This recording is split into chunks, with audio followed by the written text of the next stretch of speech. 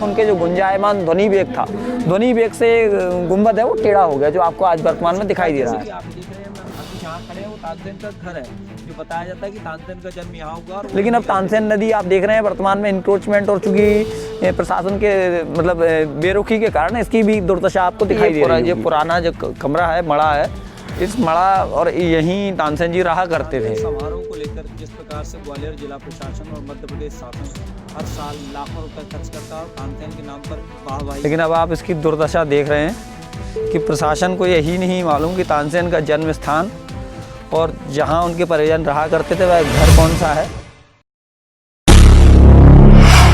मध्य प्रदेश के ग्वालियर से 46 किलोमीटर दूर हम पहुंचे बेहट, उस खुलासे का पीछा करते हुए जो आरटीआई एक्टिविस्ट आशीष चतुर्वेदी ने किए हैं।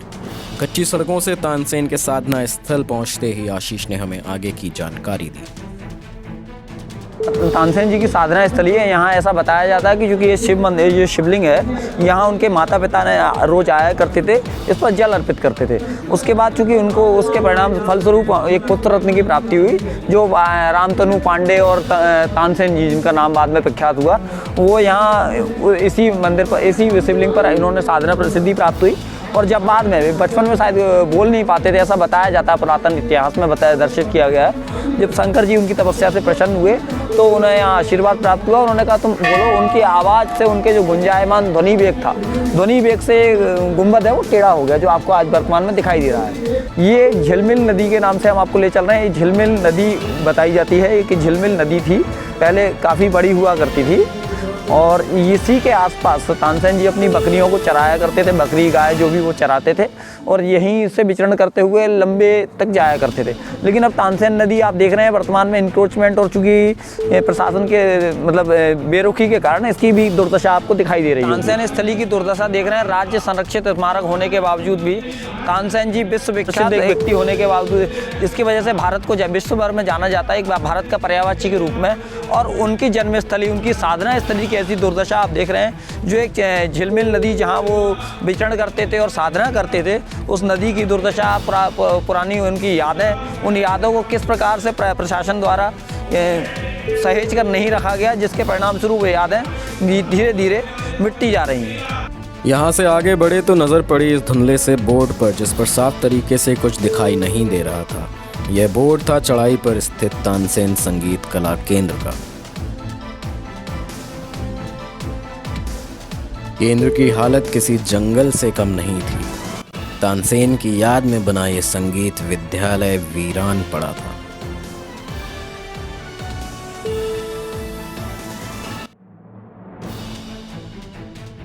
यहाँ से आगे बढ़ते हुए हम उस खुलासे की ओर पहुंचे जो आशीष चतुर्वेदी ने किए थे। हमें बताया गया कि यह तानसेन का घर था।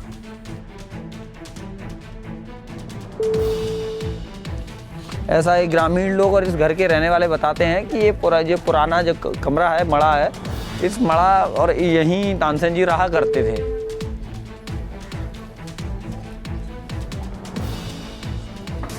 ये जो घर आपको दिखाई दे रहा है, ये बताया जाता है कि तानसेन और उनके पूर्वजों परिवारजन का एक घर है।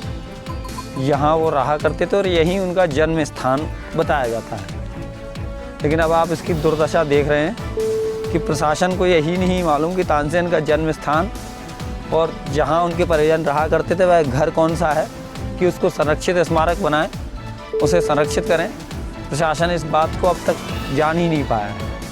जब मेरे द्वारा यह तथ्य उनके संज्ञान में लाया गया, तब इस बात की पड़ताल की जा रही है कि किस स्थान पर उनका जन्म हुआ, कौन सा घर जहाँ वो रहा करते थे उनका जन्म स्थान है। नमस्कार, मैं वरुण जौहरी, INTV मीडिया में स्वागत है आप सभी का। आज हम मौजूद हैं बेहट में। ग्वालियर से 46 किलोमीटर दूर ये जगह बेहट।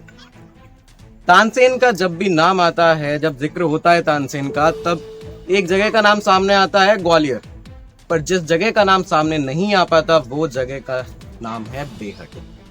हम मौजूद हैं बेहट में। ये बेहट का दुर्भाग्य कह लीजिए या कुछ और के सरकार ने और लोगों ने इसी तरह से बेहट को नज़रअंदाज किया है। आज हम जिस जगह मौजूद हैं ये तानसेन का घर है।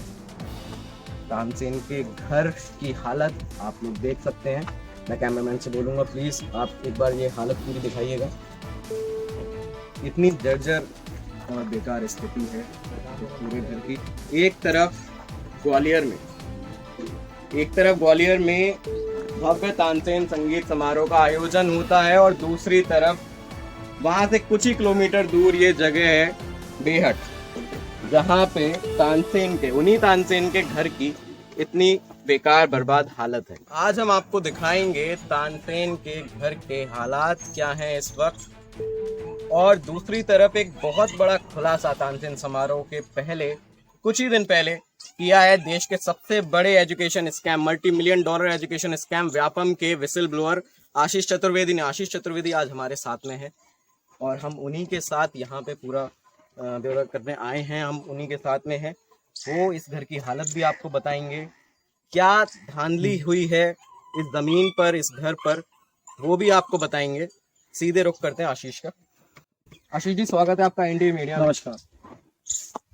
क्या है पूरा मामला, क्या आपने जो फिर से एक आवाज उठाई है आपने एक स्कैम को उजागर करने के लिए, क्या है पूरा मामला? तानसेन समारोह को लेकर जिस प्रकार से ग्वालियर जिला प्रशासन और मध्य प्रदेश शासन हर साल लाखों रुपए खर्च करता है और तानसेन के नाम पर वाहवाही लेता है, इस पूरे मामले में जब मेरे द्वारा पड़ताल की गई तो कुछ तथ्य सामने आए कि तानसेन साधना स्थली बेहट, जो कि अभी हम गए वहाँ, उस स्थान से मंदिर से लगी हुई माफी की शासकीय भूमि माफियाओं द्वारा कब्जा कर ली गई। कब्जे के बाद अपने नाम शासकीय अधिकारियों से मिलकर नामांतरण फर्जी तरीके से करा ली गई, जो कि एक आपराधिक कृत्य है। और उसके बाद उस शासकीय भूमि पर लोन हो गए बैंकों से, बैंकों में जमीन गिरवी रखी जा चुकी है। और इसी प्रकार जैसे कि आप देख रहे हैं, हम अभी जहाँ खड़े हैं वो तानसेन का घर है, जो बताया जाता है कि तानसेन का जन्म यहाँ हुआ और वो यहीं रहते थे। उस घर की दुर्दशा, पुरातत्व के ऐतिहासिक धरोहर की दुर्दशा आप देख रहे हैं, लेकिन जिला प्रशासन और पुरातत्व को आज तक जानकारी में, अभिलेखों में इस प्रकार की प्रविष्टि इनके पास नहीं है कि तानसेन का जन्म किस जगह पर हुआ, किस स्थान पर हुआ, जिसके नाम पर संगीत सम्राट के नाम पर हम विश्व भर में अगर जाने जाते हैं। भारत का नाम ले और तानसेन का नाम ले तो दोनों ही एक दूसरे के पर्यायवाची हैं, और ऐसे व्यक्ति की यादों की ये दुर्दशा निश्चित रूप से प्रशासन का जो रवैया और कार्यशैली है उस पर एक प्रश्न चिन्ह खड़ा करती है। आपने कुछ ही दिन पहले तानसेन संगीत समारोह के जो ग्वालियर में आयोजित हुआ, उसके कुछ ही 5-6 दिन पहले इस बात का खुलासा किया। आपको कब से पता था, आप कब से इसके पीछे थे कि यहाँ पे कुछ इस तरह की चीजें हो रही हैं और कितनी जगह हालत में आई रही? पिछले लगभग 5-6 महीने से मेरे द्वारा इस विषय पर पड़ताल की गई तो यह तथ्य सामने आया कि तानसेन के मंदिर से लगी हुई माफी की शासकीय भूमि माफिया और शासकीय अधिकारियों के मिले जुले सहयोग से बेच दी गई और जिस पर लोन करा ली गई, जो कि शासन की भी हानि है और पुरातत्विक धरोहर के साथ भी छेड़छाड़ है।